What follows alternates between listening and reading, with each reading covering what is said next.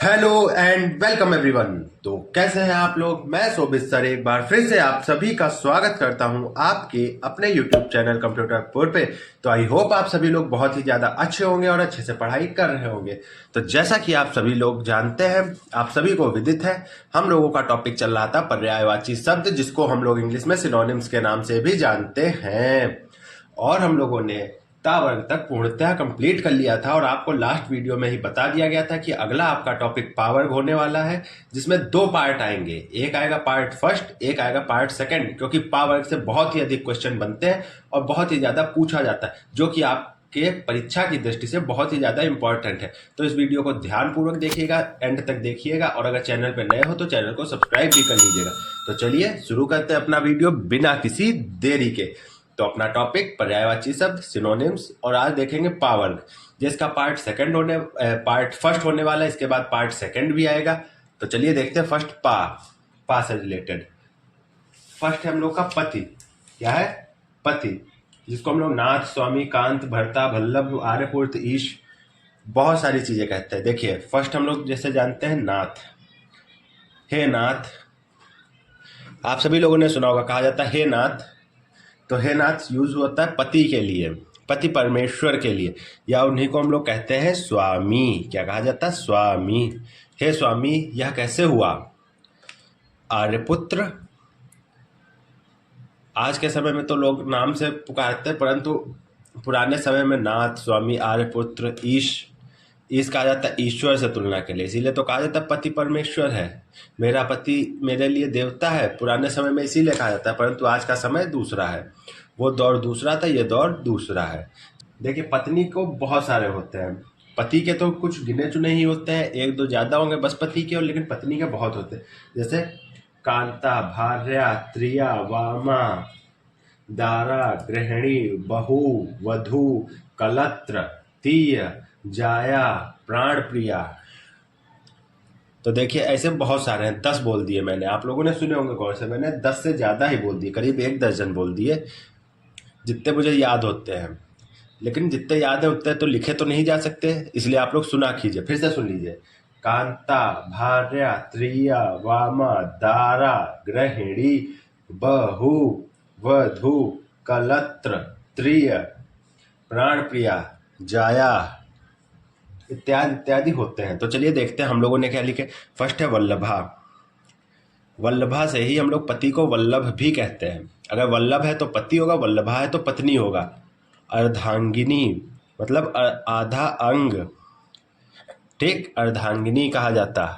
या क्या कहते हैं? वामा। क्या कहा जाता? वामा। या प्राण प्रिया, जो हम लोगों को प्राणों से प्रिय है। हम लोगों को नहीं, आई मीन पति को जो प्राणों से प्रिय है वो है पत्नी। फिर देखते हैं क्या है। फिर नेक्स्ट हम लोग का पत्थर। क्या है? पत्थर। तो इसे हम लोग कहते हैं पाहन। क्या कहते हैं? पाहन। ये गांवों में पत्थर नहीं, गांवों में पाहन ही कहा जाता। और पाषाण से, पाषाण काल, यदि आप लोगों ने हिस्ट्री में पढ़ा होगा तो वहाँ पाषाण काल इसलिए कहा जाता है क्योंकि वहाँ हर चीज हम लोग को पत्थर की बनी हुई देखने को मिलती। जैसे हम लोग को हथियार देखने को मिले, परंतु वो किस चीज के थे? पत्थर के थे। पत्थर के हथियार मिले, बर्तन मिले, तो बर्तन किसके थे? पत्थर के थे। इसीलिए उसे पत्थर वाले युग को हम लोग पाषाण काल भी कहते हैं। ठीक, तो पाषाण से ध्यान रखिएगा, पत्थर का युग पाषाण, या उसी को प्रस्तर भी कहते हैं। क्या कहते हैं? प्रस्तर, या फिर उपल। तो पत्थर के 4 पर्यायवाची देखें, पाहन, पाषाण, प्रस्तर, उपल। यदि आप लोगों को कोई भी समस्या या कोई किसी भी प्रकार का डाउट हो तो आप सभी लोग कमेंट करके पूछ सकते हैं, या फिर हम लोग के व्हाट्सएप के नंबर पे भी मैसेज कर सकते हैं बिना किसी झिझक के। आपको तुरंत रिप्लाई और आपका आंसर मिल जाएगा, आप पूरी तरीके से 100% सेटिस्फाई हो जाएंगे। फिर नेक्स्ट है पर्वत। ठीक, क्या है? पर्वत। अब दोनों पर्वत और पत्थर एक साथ लिखने का ये मतलब है कि आप लोग कंफ्यूज ना हो जाइए। कई बार कुछ बड़े पत्थर जो होते हैं, बड़े पाषाण को ही लोग पर्वत समझ लेते हैं, परंतु ऐसा नहीं होता है। सुन लीजिए, बड़ा पत्थर होता है तो उसे हम लोग पर्वत नहीं कहेंगे। ठीक, इसीलिए साथ साथ लिखे कि किसी प्रकार का आप लोग को डाउट या कंफ्यूजन ना हो। तो पर्वत को हम लोग पहाड़ भी कहते हैं। ठीक, पहाड़ कहते हैं। अब कई लोग पहाड़ पहाड़ एक प्रकार समझते हैं, नहीं, पूरा जमीन आसमान का अंतर है, ध्यान रखिएगा। इसीलिए साथ साथ लिखे हैं, डिफरेंस भी आप लोगों को पता चलता रहे। और साथ ही साथ कंपैरिजन भी होता रहे, तो पहाड़ कहते हैं या क्या कहते हैं, गिरि। ठीक। अच्छा, आप सभी से एक प्रश्न है, आप सभी को कमेंट करके बताना कि गिरिराज किसे कहा जाता है। ठीक, क्या पर्वत का ही पर्यायवाची होता है, हाँ या नहीं गिरिराज, बताइएगा। जैसे हम लोग क्या कहते हैं, सैल। ठीक, सैल। अब आप लोगों को एक ये भी बताना, अभी इसी इसी वीडियो में हम लोग देखेंगे कि सैल जो थे उनकी पुत्री भी थी, सैल पुत्री, जिसे सैल सुता के नाम से भी जानते हैं। अभी देखेंगे, सब कुछ एक दूसरे से कनेक्टिंग ही है। आज हमारी टीम ने बहुत अच्छा कंटेंट दिया।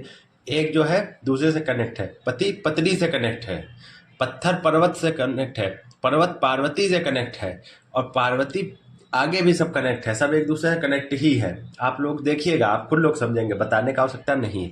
तो सैल या धराधर, क्या कहते हैं, धराधर। धरा मतलब होता है पृथ्वी, धर मतलब होता है रखा हुआ। कहते नहीं धर दो, कहा नहीं जाता यह सामान धर दो, यहीं धर दो, मतलब धरा पे रखा हुआ। धरा पे क्या रखा हुआ है, पर्वत रखा हुआ है। तो इसी प्रकार से हम लोगों ने पर्वत के 4 पर्यायवाची देखे, पहाड़, गिरि, सैल, धराधर। ठीक, यहाँ तक आप लोगों को सब कुछ क्लियर होगा। फिर पर्वत से अब देखते हैं पार्वती को। तो पार्वती के बहुत सारे पर्यायवाची होते हैं, गौरी, गिरिजा, उमा, शैल सुता, ईश्वरी, शिवा, आर्या, अंबिका इत्यादि। ऐसे अनेक पर्यायवाची होते हैं पार्वती के, परंतु जो हम लोगों ने इंपॉर्टेंट लिखे हैं वो भी चलिए देख लेते हैं। तो गौरी, कहते नहीं माँ गौरी, देवी गौरी, या गौरा भी कह देते हैं, कहा नहीं जाता है गौरा। ठीक, फिर है शैल सुता, शैल सुता या शैल पुत्री। सुता का मतलब होता है पुत्री। ठीक, अभी आगे देखेंगे हम लोग, सुता का भी मतलब देखेंगे, सुत का भी मतलब देखेंगे। आज आप लोग सब देखेंगे कि एक दूसरे से कनेक्टिंग लिंक है एक दूसरे की। ऊपर हम लोगों ने शैल देखा, नीचे शैल सुता देखा, नीचे हम लोग केवल सुत और सुता भी देखेंगे। सबके अर्थ देखेंगे, एक दूसरे सब बिल्कुल कनेक्ट है। आज के बहुत अच्छा, आप लोगों को इंटरेस्टिंग लगेगा जब आप लोग पीडीएफ और वीडियो देखेंगे ध्यानपूर्वक, तो आप लोगों को बहुत अच्छा लगेगा। तो शैल सुता या शैल पुत्री किसे कहा जाता है। ठीक, तो शैल सुता है, शैल पुत्री देवी पार्वती को कहा जाता है। अब किसे कहा जाता है ये तो पता चल गया, लेकिन क्यों कहा जाता है, क्यों कहा जाता है इनका शैल, शैल यानी पर्वत से क्या रिलेशन था, ये आप सभी लोगों को कमेंट बॉक्स में बताना है और याद करके बताना है। ठीक, ध्यान रखिएगा। या फिर क्या कहते हैं, भवानी, माँ भवानी, देवी दुर्गा, माँ भवानी या देवी दुर्गा। तो पार्वती के 4 पर्यायवाची देखे, गौरी, शैल सुता, भवानी या दुर्गा इत्यादि, और भी कई सारे बता दिए गए, वो सब ध्यान रखिएगा। आप सभी लोग बता दिए गए हैं, अब आगे आप लोगों का कार्य है उसे याद रखने का। अब थोड़ा सा हम लोग पारिवारिक हो लेते हैं। पारिवारिक का मतलब ये है, थोड़ा परिवार की बातें कर लेते हैं, माता पिता पुत्र घर भर की बातें करते हैं। तो देखिए, पिता को हम लोग क्या कहते हैं, जनक। क्या कहते हैं, जनक। जनक मतलब जो माता को कहते हैं जननी, जो जन्म देती है, और पिता को कहते हैं जनक। ठीक, माता जननी, पिता जनक, ध्यान रखिएगा, जनक। या उन्हीं को हम लोग कहते हैं तातश्री। अगर आप लोगों ने कोई भी पौराणिक कथा या कोई भी सीरियल देखा होगा पुराना, तो उसमें तात कहा जाता है, तातश्री। जैसे जो पिता या उनसे बड़े होते हैं, पिता या पितामह, पितामह मतलब होता है बाबा, दादाजी होते हैं, तो उन्हें हम लोग तात भी कहते हैं। या फिर पितृ, क्या कहते हैं, पितृ या माई बाप। कहते नहीं आपके माँ बाप ने आपको क्या संस्कार दिए हैं, तो ये भी हिंदी का ही शब्द है, कोई खराब की चीज़ नहीं। कोई जैसे किसी से कह दो आपके पिताजी क्या करते हैं, तो वो बड़ा सम्मान की उसके अंदर भावना आती है। अभी उससे पूछ लो तुम्हारे बाप क्या करते हैं, तो उसके अंदर कैसी भावना आएगी, आप सभी लोग देखे हैं। बस शब्द का अंतर है, ये बस वाणी का ही खेल है। मीठा बोल के आप जिसे चाहे उसे खरीद सकते हैं, और तीखा बोल के जिससे लड़ाई करना नहीं भी चाहते उससे भी लड़ाई कर सकते हैं। तो इसलिए अपनी वाणी में मधुरता रखिए, ठीक, परंतु इतनी मधुरता भी ना रखिए कि उसमें कीड़े पड़ जाए, क्योंकि जहाँ ज़्यादा मीठा होता है वहाँ पे कीड़े पड़ जाते हैं, ये बताने की आवश्यकता नहीं है। तो ध्यान पूर्वक रहिए। तो कहाँ थे, पिता के हम लोगों ने 4 देखे, जनक, तात, पितृ और बाप। अब नीचे हम लोगों को पिता के पुत्र और पुत्री दिख रहे हैं। पिता के तो पुत्र और पुत्री होते हैं, अब हम लोगों को देखना है बेटा के लिखे हैं, अब कई लोग कहेंगे बेटी या पुत्री के नहीं लिखे हैं। तो अब देखिए, आप लोगों को सिर्फ बेटा के याद करने, पुत्री के नहीं याद करने। पूछे क्यों? अभी देखिए, आप लोग पुत्र के पहले देख लीजिए। पुत्र का क्या होता है? बेटा। क्या है? बेटा। पुत्र को हम लोग बेटा कहते हैं, मेरा राजा बेटा। पवन सुत मतलब पवन का पुत्र, जिसे महाबली हनुमान के नाम से या बजरंग बली के नाम से जानते हैं, पवन सुत। पवन तनय, क्या कहते हैं? पवन तनय, पवन सुत, आत्मज। तो इनका तीनों का, इन सबका अर्थ होता है पुत्र। ठीक, अन्य भी होते बहुत सारे, जैसे नंदन, पूत, नंद।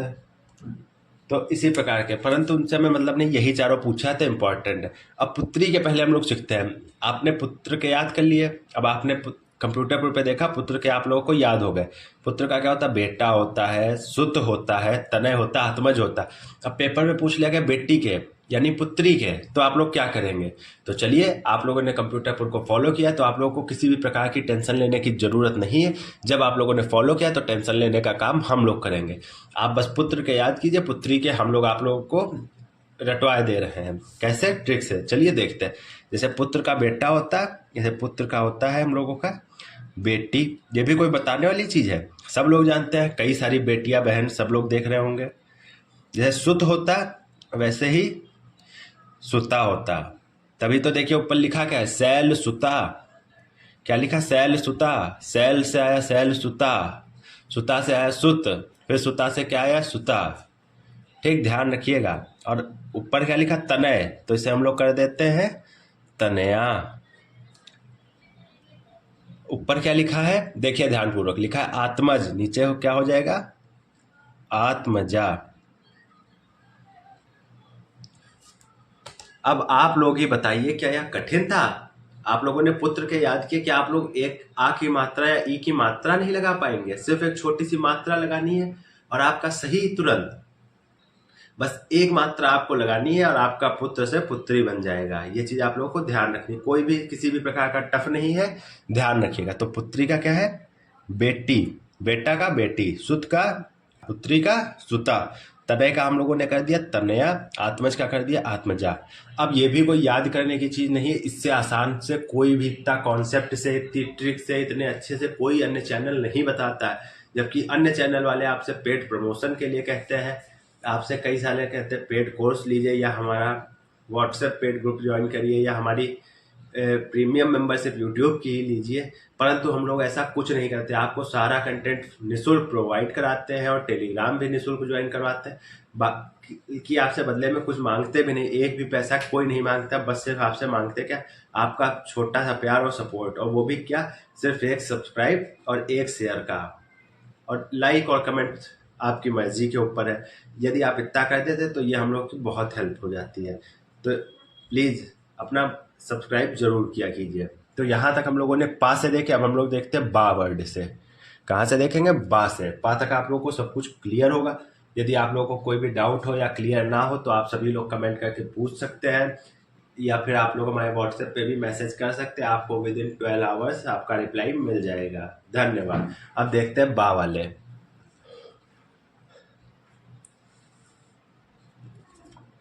फर्स्ट है बगीचा।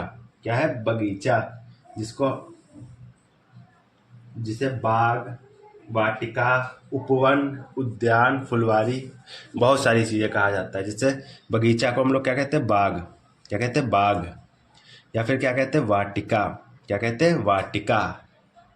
या फिर उपवन या उद्यान, और फुलवारी भी कहते हैं। फुलवारी में ही तो फूल निकलते हैं। उद्यान, उपवन, वाटिका, बाग, ये सब बगीचा के पर्यायवाची हैं। तो बगीचा के कितने पर्यायवाची देखिए? 1 2 3 4 5। क्या है? बाग, वाटिका, उपवन, उद्यान, फुलवारी। तो यहाँ तक आप लोगों को सब कुछ क्लियर होगा। अगर कुछ ना समझ आए तो आप लोग पूछ सकते हैं। ठीक, फिर जब हम लोग फुलवारी देखेंगे, उद्यान देखेंगे, उपवन देखेंगे, वाटिका देखेंगे, तो वहाँ पे हम लोगों को वानर तो दिखेंगे ही। जब वाटिका देखेंगे तो वहाँ वानर दिखना तो स्वाभाविक ही है, और जब वानर होगा तो वहाँ पे बिजली गिरेगी ही। ठीक, और जब बिजली गिरेगी तो उस वानर को ब्रह्मास्त्र से बांधा जाएगा। ये चारों चीजें जो मैंने पूरा बताया, ये किसी घटना से रिलेट करता है। आप सभी लोग समझ गए होंगे। वाटिका में वानर पहुंचा, वानर ने बहुत ही ज़्यादा चंचल था, ठीक, बहुत ज़्यादा चंचल था, तो उसने बहुत उत्पात मचाया, उसे फिर बाद में ब्रह्मा जी के द्वारा बांधा गया।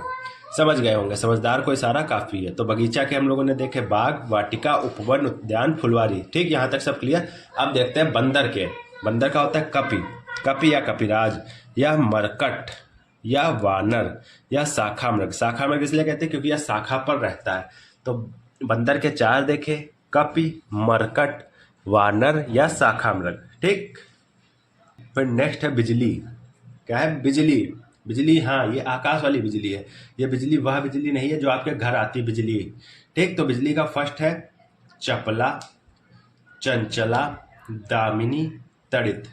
तो ये 4 बिजली के हैं। तो बिजली के देख लेते हैं फिर से, चपला, चंचला, दामिनी, तड़ित, ठीक। यहाँ तक आप लोगों को सब कुछ क्लियर, कोई भी डाउट नहीं होगा। फिर नेक्स्ट देखते हैं। नेक्स्ट हम लोग का ब्रह्मा, परम पिता जिन्हें हम लोग कहते हैं। ब्रह्मा के बहुत सारे होते हैं। ब्रह्मा के सुन लीजिए, 1 मिनट देख के सुनिएगा। जैसे विधि, विधाता, स्वयंभू, प्रजापति, पितामह, चतुरानन, विरंची, अज, करतार, कमलासन, नाभिजन्म, हिरण्यगर्भ इत्यादि। बहुत सारे नाम हैं, जितने मुझे ध्यान थे मैंने आपको बता दिए, परंतु इंपॉर्टेंट वाले देख लेते हैं। वीडियो आप लोग स्किप करके पीछे को सुन सकते हैं एक बार फिर से। 10 से 11 नाम बता दिए गए हैं, ठीक, ध्यान रखिएगा। तो फर्स्ट है विधि, ठीक, और विधि को बनाने वाला विधाता, और प्रजा के पति प्रजापति, उनके जिसके चारों ओर से आनन हो या 4 मुख हो उसे चतुरानन कहते हैं। जिस प्रकार लंकेश रावण को दशानन कहा जाता है, उसी प्रकार ब्रह्मा जी के 4 मुख होने के कारण है चतुरानन कहा जाता है। तो ये था हम लोगों का पावर का पार्ट फर्स्ट। तो आई होप आप लोगों को समझ आया होगा। अगर अच्छा लगा हो तो वीडियो को लाइक कीजिए, चैनल पर नए हो तो चैनल पर सब्सक्राइब कीजिए, अपने फ्रेंड्स के साथ शेयर कीजिए। मिलते हैं आपसे नेक्स्ट वीडियो में, तब तक के लिए जय हिंद, जय भारत, भारत माता की जय।